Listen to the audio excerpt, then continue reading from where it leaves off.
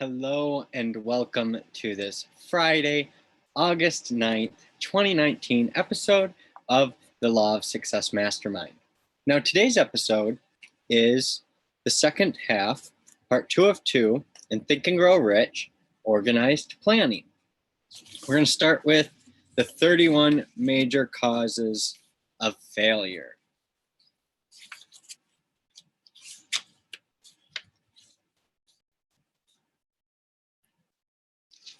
All right, organized planning, the 31 major causes of failure. Life's greatest tragedy consists of men and women who earnestly try and fail. The tragedy lies in the overwhelmingly large majority of people who fail as compared to the few who succeed. I have had the privilege of analyzing several thousand men and women, 78% of whom were classed as failures. My analysis proved that there are 31 major reasons for failure, and 13 major principles through which people accumulate fortunes. In this chapter, a description of the 31 major causes of failure will be given. As you go over the list, check yourself by it, point by point, for the purpose of discovering how many of these causes of failure stand between you and success. 1. Unfavorable hereditary background. There is but little, if anything, which can be done for people who are born with a deficiency in brain power. This philosophy offers but one method of bridging this weakness, through the aid of the mastermind. Observe with profit, however, that this is the only one of the 31 causes of failure which may not be easily corrected by any individual. Number 2, lack of a well-defined purpose in life. There is no hope of success for the person who does not have a central purpose, a definite goal at which to aim. 98 out of every 100 of those whom I have analyzed had no such aim.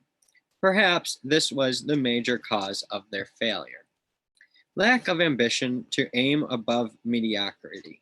That's number 3. We offer no hope for the person who is so indifferent as not to want to get ahead in life and who is not willing to pay the price. Number 4, insufficient education. This is a handicap which may be overcome with comparative ease. Experience has proven that the best educated people are often those who are known as self-made or self-educated. It takes more than a college degree to make one a person of education. Any person who is educated is one who has learned to get whatever he wants in life without violating the rights of others. Education consists not so much of knowledge, but of knowledge effectively and persistently applied. Men are paid not merely for what they know, but more particularly for what they do with that which they know. Number 5, lack of self-discipline. Discipline comes through self-control. This means that one must control all negative qualities. Before you can control conditions, you must first control yourself. Self-mastery is the hardest job you will ever tackle. If you do not conquer self, you will be conquered by self.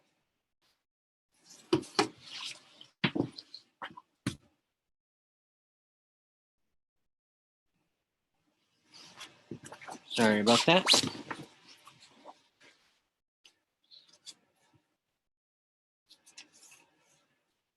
You may see at one and the same time both your best friend, and your greatest enemy by stepping in front of a mirror. Ill health. No person may enjoy outstanding success without good health. Many of the causes of ill health are subject to mastery and control. These in the main are A, overeating of foods not conducive to health, B, wrong habits of thought, giving expression to negatives, C, wrong use of and overindulgence in sex, D, lack of proper physical exercise. E, an adequate supply of fresh air due to improper breathing. 7, unfavorable environmental influences during childhood. As the twig is bent, so shall the tree grow. Most people who have criminal tendencies acquire them as the result of bad environment and improper associates during childhood. 8, procrastination. This is one of the most common causes of failure.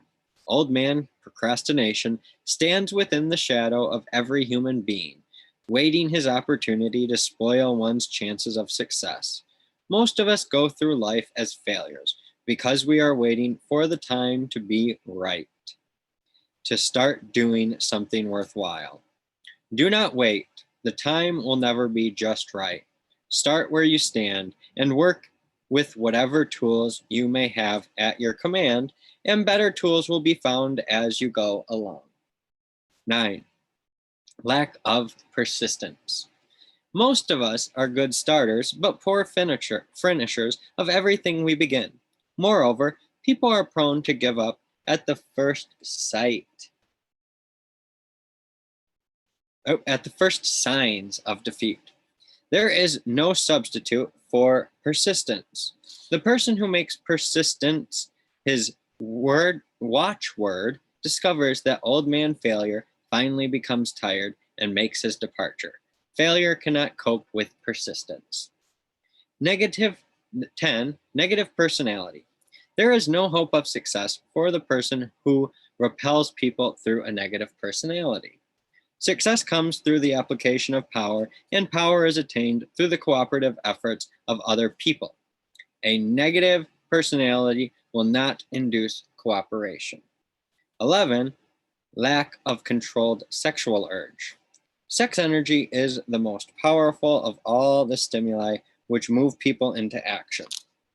Because it is the most powerful of the emotions, it must be controlled through transmutation and converted into other channels. 12, uncontrolled desire for something for nothing. The gambling instinct drives millions of people to failure. Evidence of this may be found in a study of the Wall Street crash of '29, during which millions of people tried to make money by gambling on stock margins. 13, lack of a well-defined power of decision.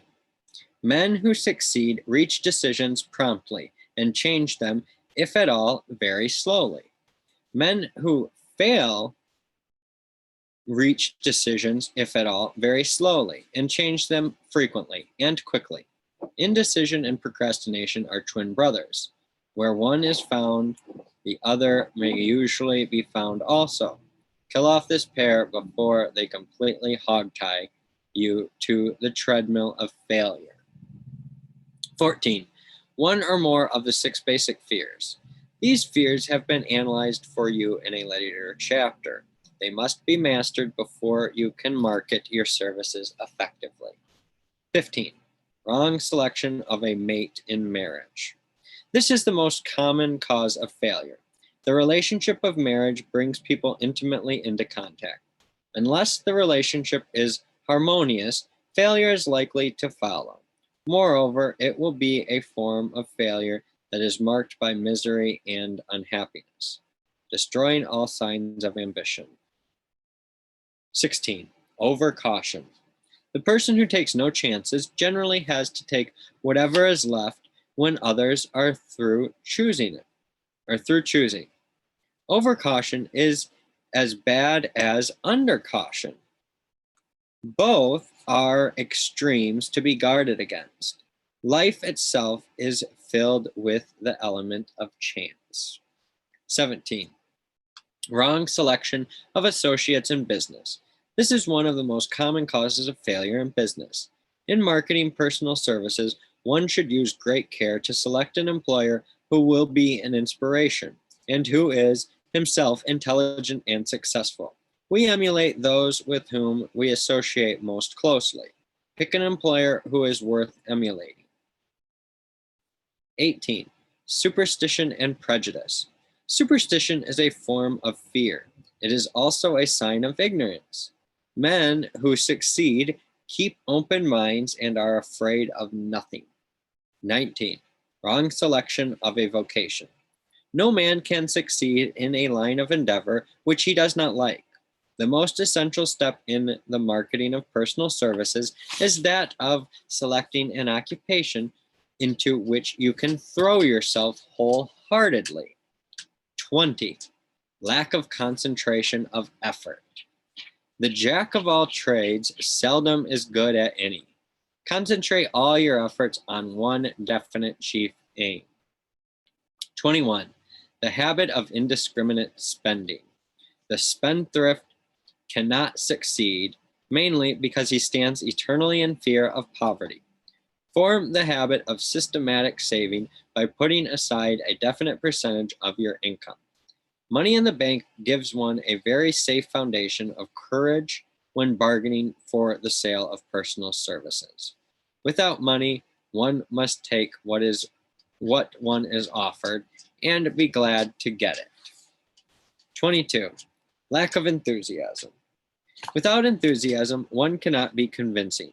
Moreover, enthusiasm is contagious, and the person who has it under control is generally welcome to any group of people. 23. Intolerance. The person with a closed mind on any subject seldom gets ahead. Intolerance means that one has stopped acquiring knowledge. The most damaging forms of intolerance are those connected with religious, racial, and political differences of opinion. 24. Intemperance. The most damaging forms of intemperance are connected with eating, strong drink, and sexual activities. Overindulgence in any of these is fatal to success. 25. Inability to cooperate with others. More people lose their positions and their big opportunities in life because of this fault than for all other reasons combined. It is a fault which no well-informed businessman or leader will tolerate. 26. Possession of power that was not acquired through self-effort.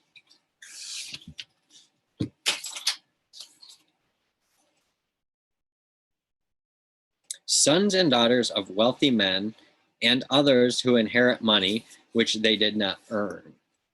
Power in the hands of one who did not acquire it gradually is often fatal to success. Quick riches are more dangerous than poverty. 27. Intentional dishonesty. There is no substitute for honesty.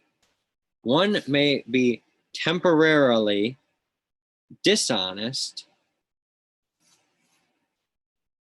by force of circumstances over which one has no control without permanent damage.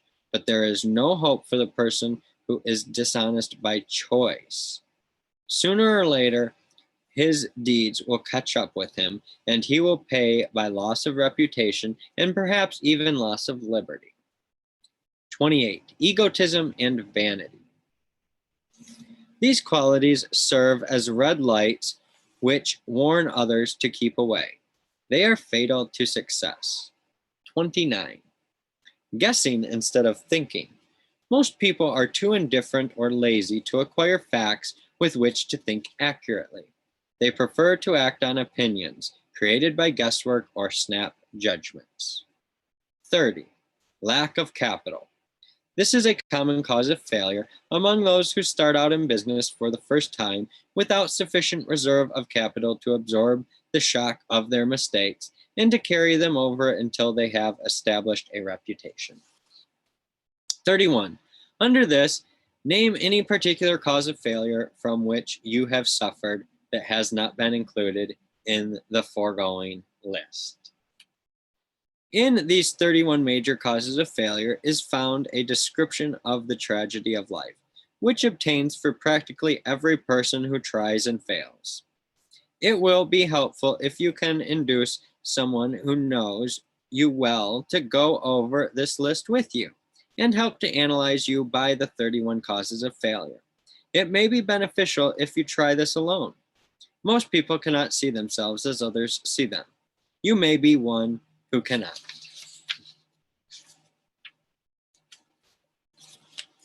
Do you know your own worth?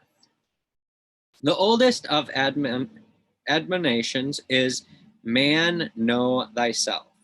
If you market merchandise successfully, you must know the merchandise. The same is true in marketing personal services. You should know all of your weaknesses in order that you may either bridge them or eliminate them entirely.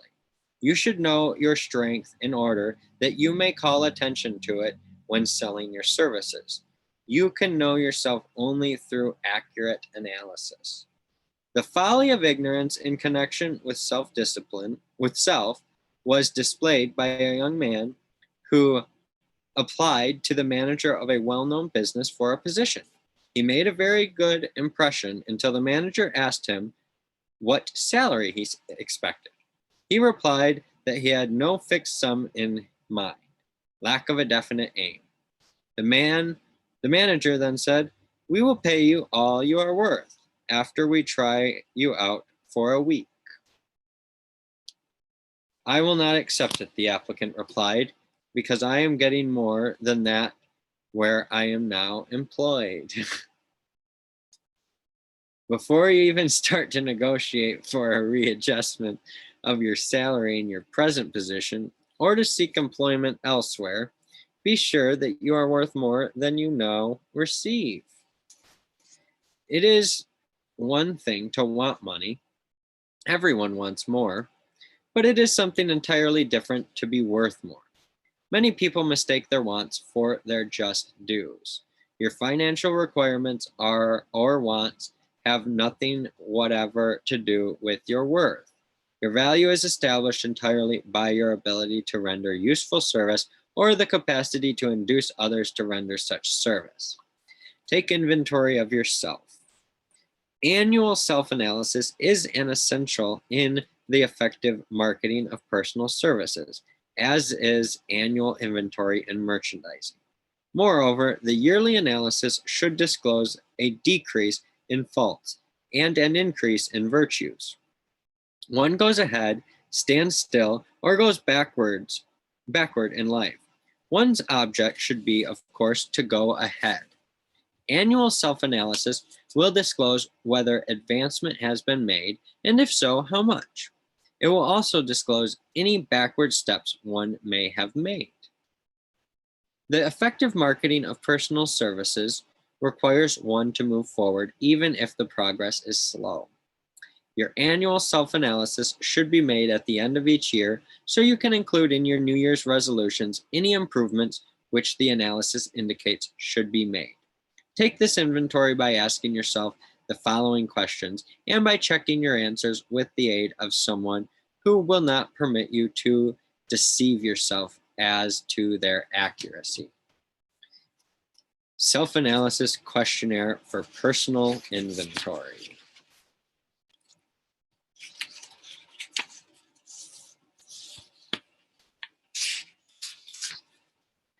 One, have I attained the goal which I have established as my objective for this year? You should work with a definite yearly objective to be attained as a part of your major life objective. Two, have I delivered service of the best possible quality of which I was capable, or could I have improved any part of this service? Three, have I delivered service in the greatest possible quantity of which I was capable? Four, has the spirit of my conduct been harmonious and cooperative at all times? Five, have I permitted the habit of procrastination to decrease my efficiency, and if so, to what extent? Six, have I improved my personality, and if so, in what ways? Seven, have I been persistent in following my plans through to completion? Eight, have I reached decisions promptly and definitely on all occasions? Nine, have I permitted any one or more of the 6 basic fears to decrease my efficiency? 10, have I been either overcautious or undercautious? 11, has my relationship with my associates in work been pleasant or unpleasant? If it has been unpleasant, Has the fault been partly or wholly mine?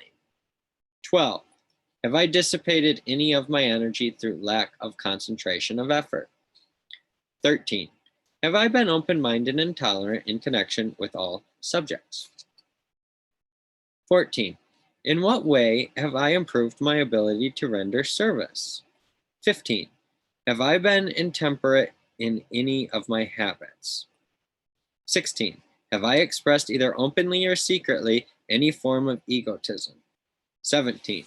Has my conduct toward my associates been such that it has induced them to respect me? 18. Have my opinions and decisions been based upon guesswork or accuracy of analysis and thought? 19. Have I followed the habit of budgeting my time, my expenses, and my income, and have I been conservative in these budgets? 20. How much time have I devoted to unprofitable effort which I might have used to better advantage? 21. How may I rebudget my time and change my habits so I will be more efficient during the coming year? 22. Have I been guilty of any conduct which was not approved by my conscience? 23. In what ways have I rendered more service and better service than I was paid to render? 24. Have I been unfair to anyone, and if so, in what way? 25.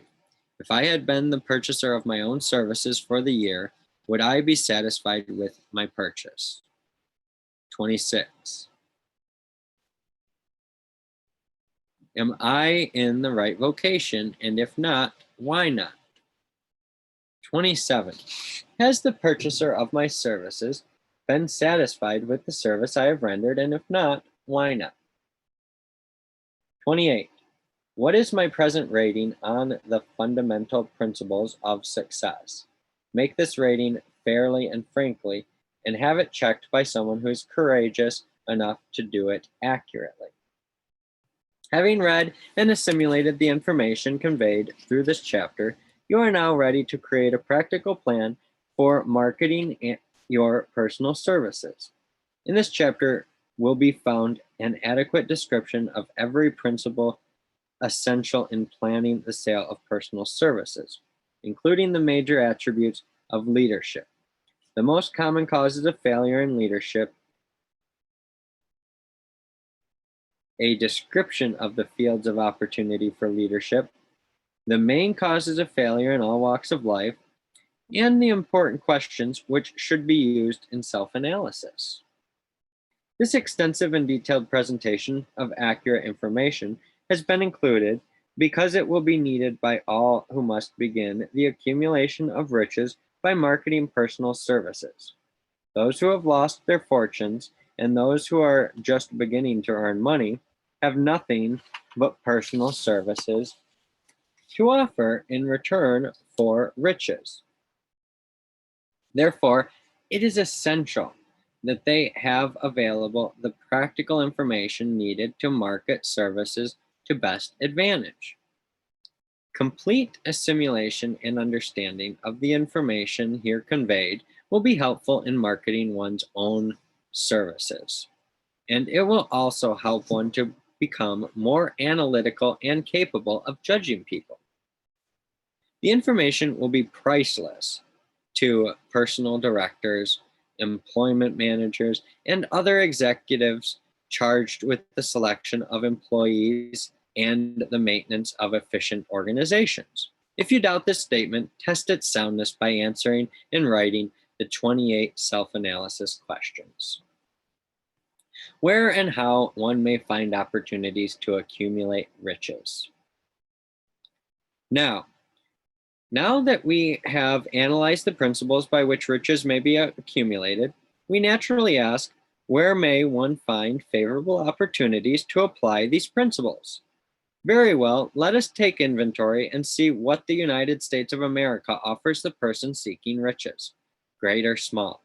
To begin with, let us remember, all of us, that we live in a country where every law-abiding citizen enjoys freedom of thought and freedom of deed unequaled anywhere in the world.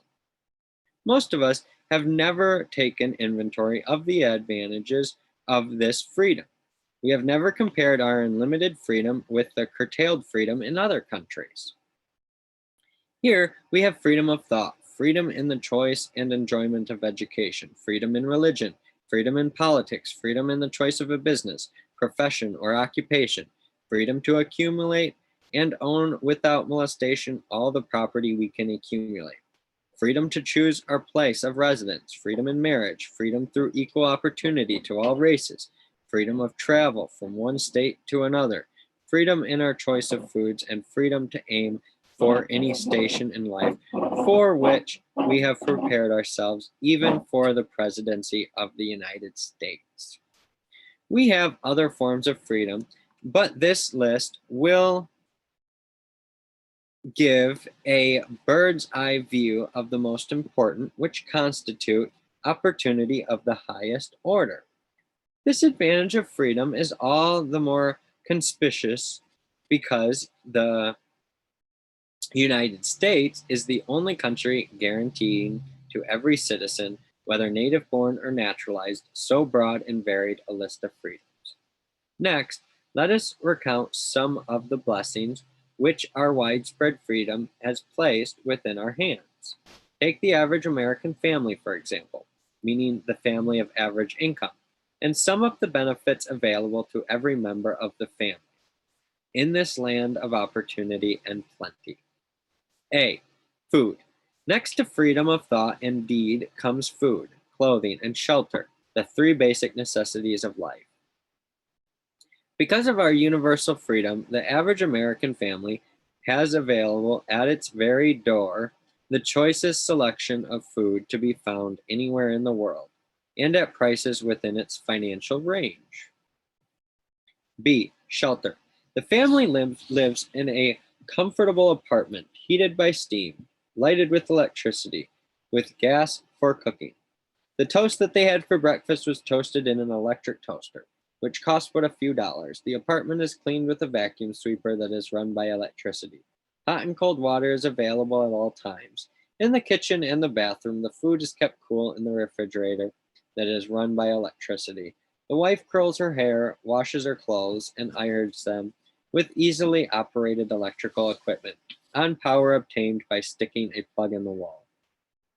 The husband shaves with an electric shaver, and they receive entertainment from all over the world, 24 hours a day if they want it, without cost, by merely turning the dial of their radio or television. There are other conveniences in this apartment, but the foregoing list will give you a fair idea of some of the concrete evidences of the freedom we of America enjoy. C. Clothing. Anywhere in the United States, the woman of average clothing requirements can dress very comfortably and neatly for less than $400 a year, and the average man can dress for the same or less. Only the three basic necessities of food, clothing, and shelter have been mentioned. The average American citizen has other privileges and advantages available in return for modest effort, not exceeding 8 hours per day of labor. The average American has security of property rights not found in any other country in the world. He can place his surplus money in a bank with the assurance that his government will protect it and make good to him if the bank fails. If an American citizen wants to travel from one state to another, he needs no passport, no one's permission. He may go when he pleases and return at will. Moreover, he may travel by train, private automobile, bus, airplane, or ship, as his pocketbook permits. The miracle that has provided these blessings. We often hear politicians proclaiming the freedom of America when they solicit votes, but seldom do they take the time for or devote sufficient effort to the analysis of the source or nature of this freedom. Having no axe to grind, no grudge to express, no ulterior motives to be carried out, I have the privilege of going into a frank analysis of that mysterious, abstract, greatly misunderstood something that which gives to every citizen of America more blessings, more opportunities to accumulate wealth, more freedom of every nature, than may be found in any other country. I have the right to analyze the source and nature of this unseen power. Because I know, and I have known for more than half a century, many of the men who organized that power and many who are now responsible for its maintenance. The name of the mysterious benefactor of mankind is capital. Capital consists not alone of money, but more particularly of highly organized, intelligent groups of men who plan ways and means of using money efficiently for the good of the public and profitably to themselves. These groups consist of scientists, educators, chemists, inventors, business analysts, publicity men, transportation experts, accountants, lawyers, doctors, and both men and women who have highly specialized knowledge in all fields of industry and business. They pioneer, experiment, and blaze trails in new fields of endeavor. They support colleges, hospitals, public schools, build good roads, publish newspapers, pay most of the cost of government, and take care of the multitudinous details essential to human progress. Stated briefly, the capitalists are the brains of civilization, because they supply the entire fabric of which all education, enlightenment, and human progress consists. Money without brains is always dangerous. Properly used, it is the most important essential of civilization. Some slight idea of the importance of organized capital may be had by trying to imagine yourself burdened with the responsibility of collecting without the aid of capital and delivering to a family a simple breakfast. To supply the tea, you would have to make a trip to China or India, both a very long way from America. Unless you are an excellent swimmer, you would become rather tired before making the round trip. Then, too, another problem would confront you. What would you use for money even if you had the physical endurance to swim the ocean? To supply sugar, you would have to take another long swim to Cuba or a long walk to the sugar beet section of Utah. But even then, you might come back without the sugar because organized effort and money are necessary to produce sugar. To say nothing of what is required to refine, transport, and deliver it to the breakfast table anywhere in the United States. Eggs you could deliver easily enough from nearby farms, but you would have a very long walk to Florida and back before you could serve grapefruit juice. You would have another long walk to Kansas or one of the other wheat growing states when you went after wheat bread. Dry cereal would necessarily have to be omitted from the menu because it would not be available except through the labor of a trained organization of men and suitable machinery, all of which call for capital. While resting, you could take off for another little swim down to South America, where you would pick up a couple of bananas, and on your return, you could take a short walk to the nearest farm having a dairy and pick up some butter and cream. Then your family would be ready to sit down and enjoy breakfast. Seems absurd, doesn't it? Well, the procedure described would be the only possible way these simple items of food would be delivered if we had no capitalistic system. The capital cornerstone of our lives. The sum of money required for the building and maintenance of the railroads and steamships used in the delivery of that simple breakfast is so huge that it staggers one's imagination. It runs into hundreds of millions of dollars, not to mention the armies of trained employees required to man the ships and trains. But transportation is only a part of the requirements of modern civilization in capitalistic America. Before there can be anything to haul, something must be grown from the ground or manufactured and prepared for market. This calls for more millions of dollars for equipment, machinery, boxing, marketing, and for the wages of millions of men and women. Steamships and railroads do not spring up from the earth and function automatically. They come in response to the call of civilization, through the labor and ingenuity and organizing ability of men who have imagination, faith, enthusiasm, decision, persistence. These men are known as capitalists. They are motivated by the desire to build, construct, achieve, render useful service, earn profits, and accumulate riches. And because they render service without which there would be no civilization, they put themselves in the way of great riches.